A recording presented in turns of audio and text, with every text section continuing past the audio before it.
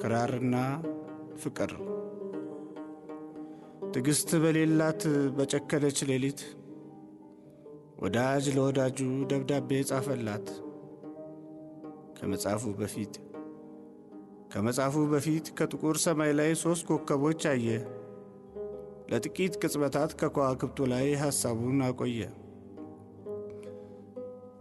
አንደኛዋ ኮከብ እጅግ የደመቀ ብርሃን ትረጫለች፣ ሁለተኛዋ ግን ደመቅ ትላለች፣ ከአንዷ ትሻላለች። ሦስተኛዋ ደግሞ እርሱን ትመስላለች፣ በሁለቱ መካከል ፈዛ ትታያለች። እርሱን ለምትመስለው ብዕሩን አነሳ፣ ሁለቱን ከዋክብት ልቡናው ረሳ።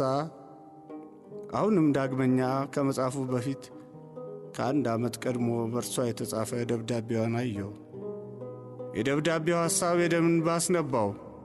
እንባው ማፍቀሯ ነው፣ መፈቀሩም እንባው። የሐሳቧም ሐሳብ ለ2 ዘላለሞች አፈቅርሃለሁ ነው። በትንሹ ታምኖ ብዙ ያልወደደ፣ ስለተፈቀረም ትንሽ ካላበደ፣ በትንሽ እምነቱም ያልተወላገደ ፍቅርን እንዴት ያውቃል? እንዴት ይረዳዋል? ምን ነበር የጻፍሽው? ምንድን ነበር ያልሽው? የሆነ መስመር ላይ አስተውለው ብለሽ ከታች ያሰመርሽው ፊደል እስኪጠፋው እጁን ያሰርሽበት የፍቅር ቀለማት የማይጠፉ ቃላት የእውነት መገነዣ ሌላ ያንቺ እውነት ፍቅር የእርሱ ፍቅር ፊደል ካፈቀረስ በቀር ፍቅርን ማን ይገልጻል? ማንበብ ክፉ ነገር፣ መጽሐፍ መገላገል፣ ይህ አይደል መታደል? ምን ነበር የጻፍሽው? ምንድን ነበር ያልሽው? አስተውለው ብለሽ የሆነ መስመር ላይ ከታች ያሰመርሽው ይልቅ ያን አስታውሰሽ የክራሩን ድምፅ አሰምኝ፣ የዜማ ድምፅ ከዚያ ይውጣ። እኔም ክሩን ሆኜ ባንቺ ጣት ልቀጣ። እኔና አንቺ እንዲያ ነን በሁለት አንድነት ዝንት ዓለም የታሰርን፣ በቅኝት ሚወጣ ጣትና ክር ነን። ወይም ድምፅና ክር ፍቅርን ጣት አርገነው በአንድነት ምን ዘምር። ምን ነበር የጻፍሽው? ምንድን ነበር ያልሽው? በጻፍሽው መስመር ላይ መብረቅ ፍቅር አለ። የዝናብ ድምፅ የለም፣ ደመና ግን አለ። ከደመናው በፊት የደብዳቤሽ ቃላት አንተ ማለት ባህር፣ እኔ ማለት ትነት፣ በፀሐይ ፈገግታ ጨውን የምንፈጥራት። አንተ ማለት ጸጸት፣ እኔ ማለት መዳፍ፣ የቀደመን ባህን ካይን ላይ የምገፍ። አንተ ማለት ጥማት፣ እኔ ደግሞ እርካታ፣ በበረሃ ንዳድ የምገኝ ጠብታ። ማንበቡን ቀጠለ። የመብረቅ ብልጭታ፣ የዝናብ ድምፅ አለ። በጥቁር ደመና ቀድሞ የታዘለ ደብዘዝ ያለ ብርሃን፣ የማትታይ ፀሐይ፣ የተኳረፈ ፍቅር፣ ያልረገፈ አደይ፣ በሁለታችን አዝኖ የተከፋ ሰማይ። ይህ ሁሉ ቢሆንም መዳፍሽ ርቋል፣ ጨውነቱም ጠፍቷል፣ ቃሎችሽ ሰክረዋል።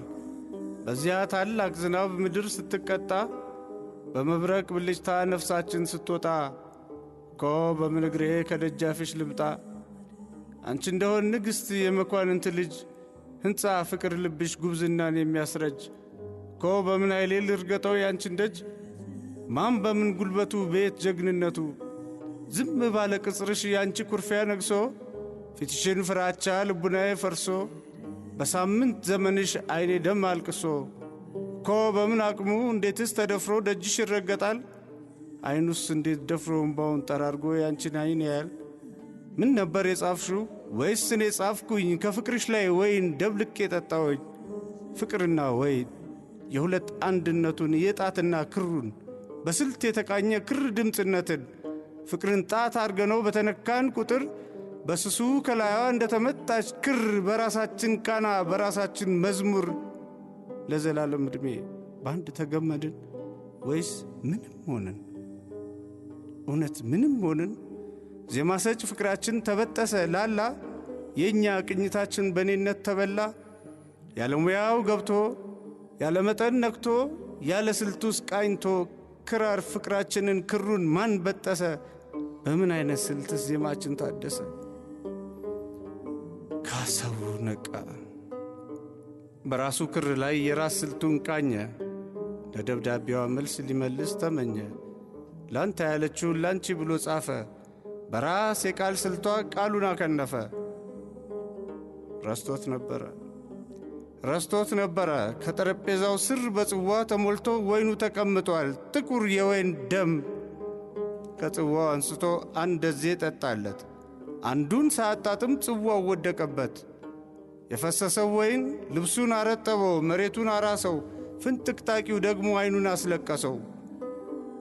የብርጭቆው ጽዋ አልተሰባበረም፣ ሁሉም ፈሶበታል፣ የተረፈ የለም። ለመጻፍ ከበደው፣ ደብዳቤው ቀፈፈው። መሬት አጎንብሶ እጁን ተንተርሶ ስለሆነው ሁሉ ያስተውል ጀመረ። እንቆቅልሽ።